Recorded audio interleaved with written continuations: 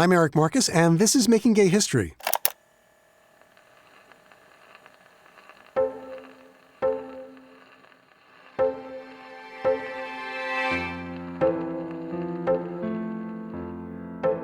When I did the original research for my oral history book back in the late 1980s, I was determined to tell the story of the LGBTQ civil rights movement beyond New York, Los Angeles, and San Francisco. Every city, as I came to discover, had its own history and stories as the gay rights struggle spread across the country. And that's how I stumbled across Boise, Idaho's 1955 homosexual panic. There's no other way to describe it. John Garassi, a journalist, wrote about it in his 1966 book, The Boys of Boise. As he explained, it all started with the arrest of two men on morals charges and the false claim by a Boise probation officer that about 100 boys were involved in a homosexual ring. As the phony scandal unfolded over several months, the police questioned nearly 1,500 Boise citizens in a town that had only 40,000 residents. They gathered the names of hundreds of suspected homosexuals, many of them in heterosexual marriages. In the end, 16 men were arrested, 10 went to jail. For most of them, their only crime was engaging in sex with another consenting male. I found it hard to imagine what the lasting impact was on Boise's gay citizens and the families of those men whose lives were upended by a senseless witch hunt. I had to go to Boise. But the challenge was finding someone who was gay, who remembered what happened, and who would talk to me. In 1989, this wasn't exactly a piece of Boise history that anyone was proud of and wanted to revisit, whether they went to jail or just watched it from the sidelines. So I called Boise's Gay Community Center and explained what I was looking for. They had one name for me, Morris Foote, a retired farmer who lived in Middleton, Idaho, about a half-hour northwest of Boise. Morris was a World War II veteran who was born on June 11, 1925 in Caldwell, Idaho. At the time of the homosexual panic, he was working in Boise's Capitol building as an elevator operator. I called Morris, and we made a date to meet at the cafe next to where he lived. There was one condition. We couldn't talk about anything gay during lunch. That would have to wait until we went back to his house. Morris didn't want to risk anyone overhearing our conversation so close to home. 2 months later, I'm on a plane to Boise. It would be my first time in Idaho. So here's the scene. Morris's directions take me to a street just a block from the center of Middleton. It's a sleepy farming community that's clearly seen better days. I pull up in front of Morris's green mobile home, which sits on the same lot as a pawn shop and a pint-sized cafe. I step out of my rental car and take in the landscape. A few one-story bungalows, some well-kept, some not, and as far as the eye can see, there's a lot of empty space, and it's very, very flat. I walk over to the cafe, and that's where I find Morris, his friend Sammy, and Morris's younger brother, who has severe cerebral palsy. Morris had explained to me that his brother moved in with him after their mother died, and he wanted his friend Sammy there for support. Morris is a compact, heavy-set man. He looks like a retired Amish farmer out of central casting, with a long white beard and old-fashioned glasses. Over iced tea and sandwiches, we talk about everything, except what I'm there to talk about. An hour later, we each take our places in Morris's cramped living room. I clip my microphone to the strap of Morris's overalls, settle back into a well-worn easy chair, and press record.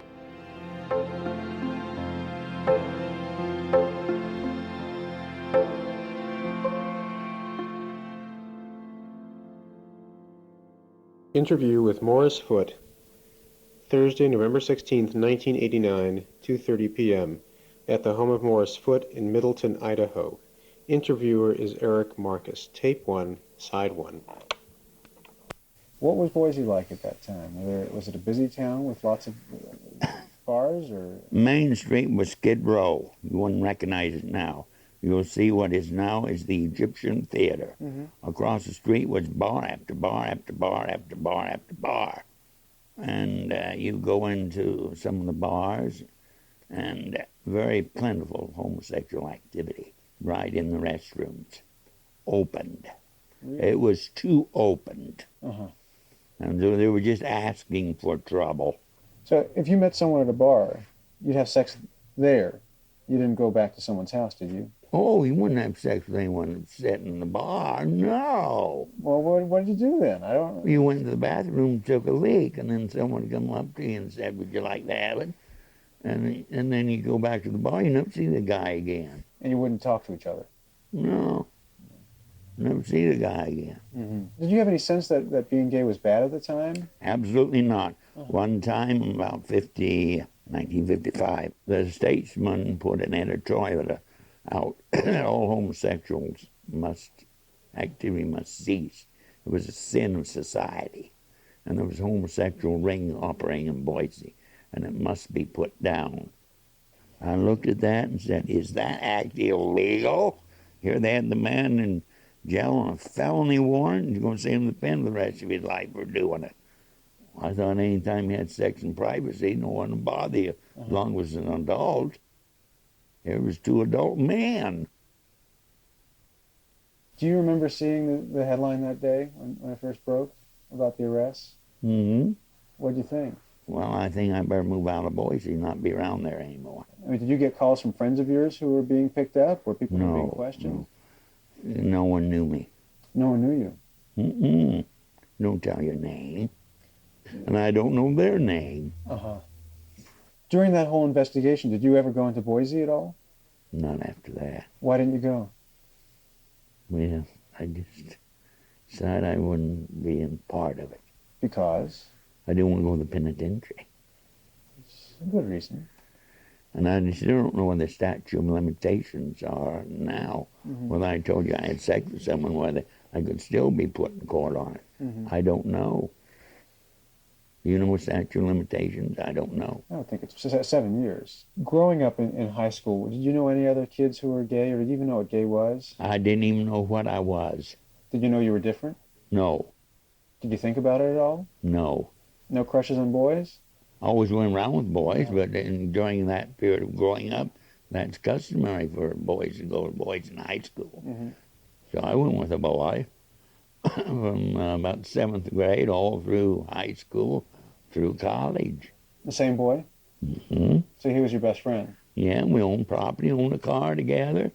Just before graduating from college, so he took me aside, and then he told me what I was. I didn't know. He wanted sex. I never had any sex. With him? Mm. All those years? Mm.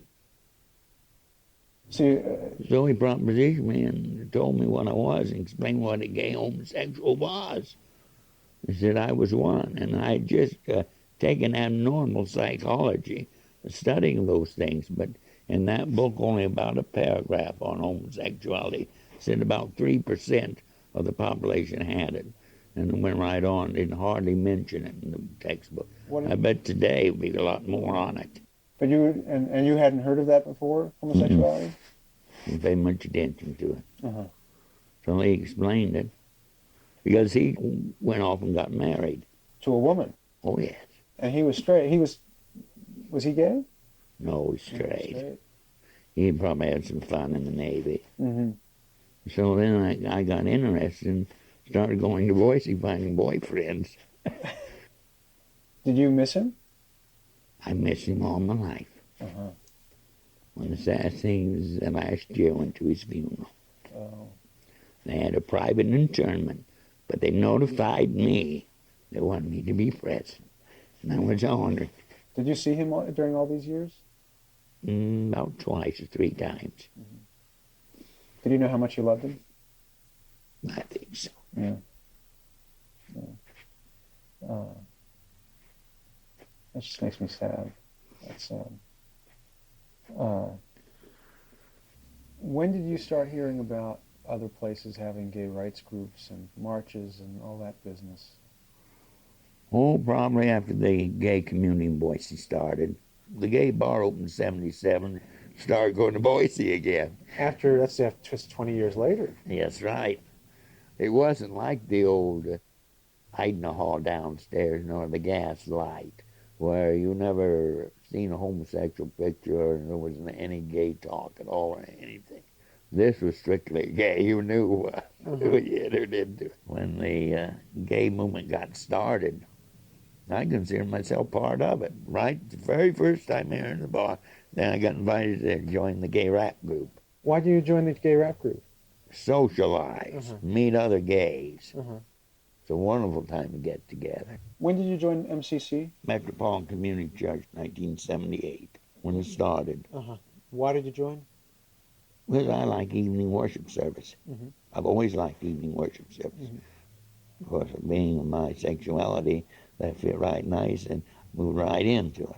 When did this march come about? The gay group in MCC didn't protest much out in public here in Boise or Middleton did.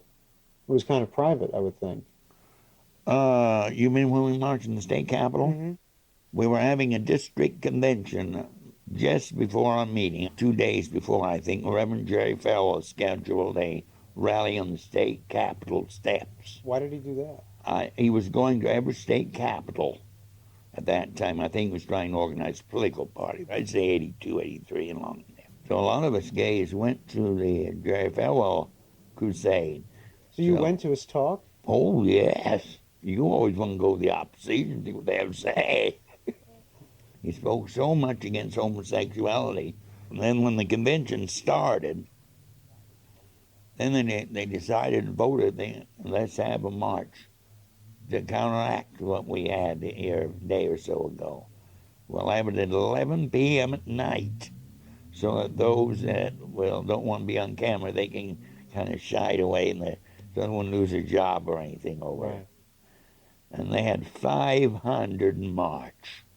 Were you worried about marching at all? No, not at all. What they couldn't be seen on TV, just a mass of humanity out there. Mm-hmm. That was a march. And Reverend Frieda Smith, who was born in Pocatello and is one of the elders of the church, gave the most wonderful talk that night on the state capitol. Do you remember any of what she said? The word is out that we are human beings too. Mm-hmm. We should have our rights too. What do you think the rights of gay people should be? Equal rights. I think one thing we need to do, that sexual acts among two consenting adults done in private should be legal. Mm-hmm. But I don't think we'll get anywhere now with the AIDS epidemic. Mm-hmm. I hear talk about a gay pride march this spring. Oh, someone wrote in the paper they'd have one, but I don't know. Are you in favor of a parade? Yes, I guess so. Why do you say you guess so? I don't know if I'd be here or not. I'd probably be in San Francisco. How come?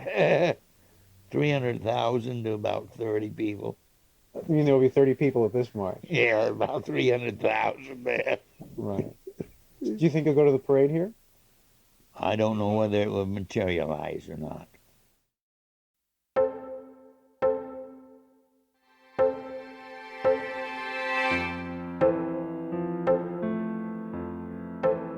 Despite Morris's doubts, Boise's first Pride March materialized. And Morris was there after all. And not only was he there, he was one of the organizers. And that's despite the fact he was still in the closet in his hometown of Middleton.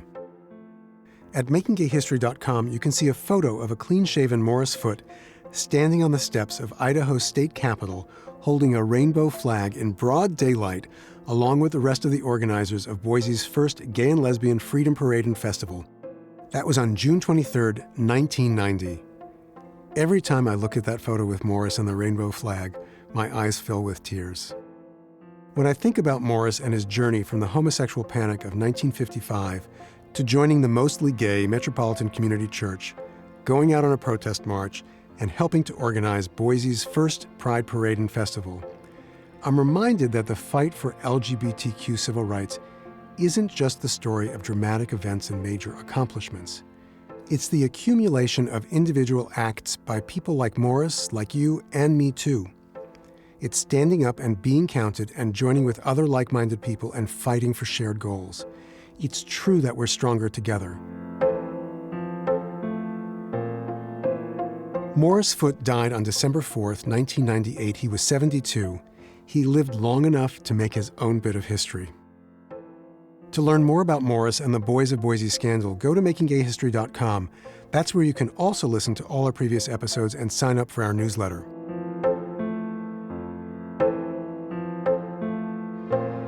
I may be the voice of making gay history, but without my dedicated team, there'd be no podcast. Thank you, Sarah Birmingham, Jenna Weiss-Berman, Casey Holford, Jonathan Dozer-Ezel, Zach Seltzer, and Will Coley. Our theme music was composed by Fritz Myers. We'd also be nowhere without all of you who have helped spread the word about making gay history far and wide, from Cambodia to Norway and the Middle East to the Pacific Northwest. We're grateful beyond words and hope you'll continue to share what you've heard with friends, family, and colleagues. Making Gay History is a co-production of Pineapple Street Media with assistance from the New York Public Library's Manuscripts and Archives Division and the One Archives Foundation. Season 2 of this podcast is made possible with support from the Ford Foundation, which is on the front lines of social change worldwide. And if you like what you've heard, please subscribe to Making Gay History on iTunes, Spotify, Stitcher, or wherever you get your podcasts. So long, until next time.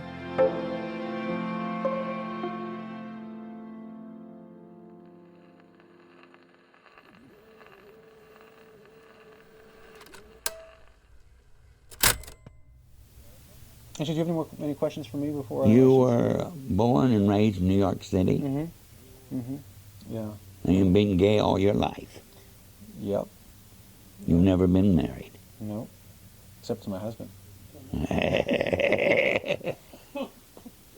Have you ever faced any persecution, job loss, or Other than the usual stuff, no. Nothing out of the ordinary. can you tell another gay person by looking at him? Can I? Mm-hmm. Some.